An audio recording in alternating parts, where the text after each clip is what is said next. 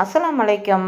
இன்றைக்கி சூப்பரான ஒரு மினி போண்டா ஜவ்வரிசியில் செய்ய போகிறோம். அதுக்கு தேவையானவை 3 குழிக்கரண்டியால் இட்லி மாவு எடுத்திருக்கேன். அரை கப் அளவுக்கு கடலை மாவு எடுத்திருக்கேன். அதுக்கு அப்பள சோடாப்பு 1/4 டீஸ்பூன் அளவுக்கு எடுத்திருக்கேன். நீங்கள் தேவைன்னா போட்டுக்கங்க, இல்லைன்னா வேண்டாம். 1/4 டீஸ்பூன் அளவுக்கு சால்ட்டு உப்பு சேர்த்துருக்கேன். இப்போ ஜவ்வரிசி இது ஜவ்வரிசி மினி போண்டா. ஜவ்வரிசி ஒரு 1/4 மணி நேரம் நீங்கள் மாவு ஜவ்வரிசியாக இருந்தால் ரொம்ப நல்லது. எனக்கிட்ட நைலான் ஜவ்வரிசி தான் இருந்துச்சு. அதனால் நைலான் ஜவ்வரிசி, நீங்கள் மாவு ஜவ்வரிசியாக இருந்தால் ஊற வச்சுக்கோங்க.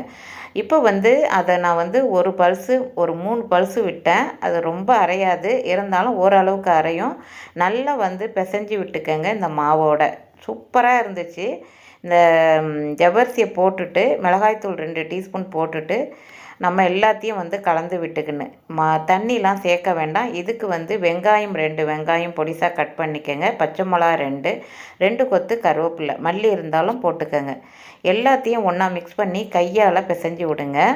சூப்பராக இருக்கும். இந்த ஜவ்வரிசி மினி போண்டா சூப்பராக இருக்கும். இயற்கையான முறையில் நம்ம குழந்தைங்களுக்கு ஹெல்த்தியான முறையில் அப்போ தான் அந்த காலத்தில் நமக்கு எங்கள் பாட்டிலாம் என்ன பண்ணுவாங்கன்னா, கடலை வறுத்து கொடுப்பாங்க. சோளம் இருக்குது பார்த்தீங்களா, அதை காய வச்சு அதை வச்சுருவாங்க. மழைக்காலங்களில் அதை வறுத்து அந்த பாப்கார்ன்கிறோம்ல, அதை வறுத்துட்டு கொடுப்பாங்க. இப்படி நிறைய நமக்கு செய்து கொடுப்பாங்க. சூப்பராக இருக்கும், உடம்புக்கும் ரொம்ப ஹெல்த்தியாக இருக்கும். இப்போல்லாம் இந்த ஸ்நாக்ஸ் டீயோடு நம்ம சாப்பிடும் போது அவ்வளோ அருமையாக இருக்கும்.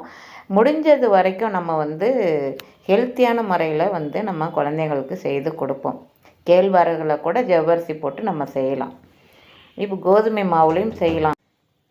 பாசிப்பருப்புலேயும் நம்ம நல்லா அதை வறுத்துட்டு நல்லா நம்ம அரைச்சிட்டு அதுலேயும் செய்யலாம். ஹெல்த்தியாக இருக்கும். நம்ம ஸ்நாக்ஸு செய்கிறது ஹெல்த்தியான முறையில் செய்தால் நம்ம உடம்புக்கு ரொம்ப நல்லது. இந்த மழைக்காலங்களில் ஸ்நாக்ஸு தான் குழந்தைங்கள் கேட்பாங்க. இப்போ மினி போண்டாவை நல்லா அந்த இட்லி மாவுலேயே கடலை மாவு, ஜவ்வரிசி, வெங்காயம், பச்சை மிளகாலாம் சேர்த்துருக்கோம். இதோடு நீங்கள் இட்லி மாவு இல்லாத பட்சத்தில் அரிசி மாவு அரை கப் அளவுக்கு போட்டுக்கோங்க.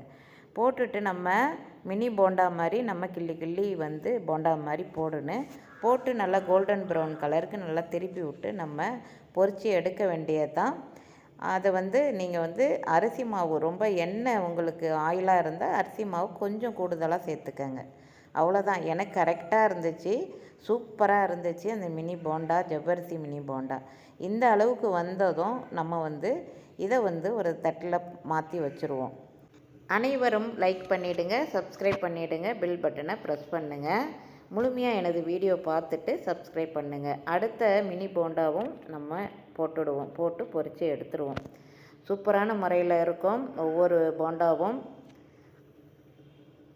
அருமையாக இருக்கும். இதுக்கு நீங்கள் தேங்காய் சட்னி இல்லைன்னா டொமேட்டோ சாஸ் வச்சு சாப்பிட்லாம். அருமையான ரெசிபி. அடுத்த சூப்பரான ரெசிபியுடன் உங்களை சந்திக்கிறேன். தேங்க்யூ ஃபார் வாட்சிங்.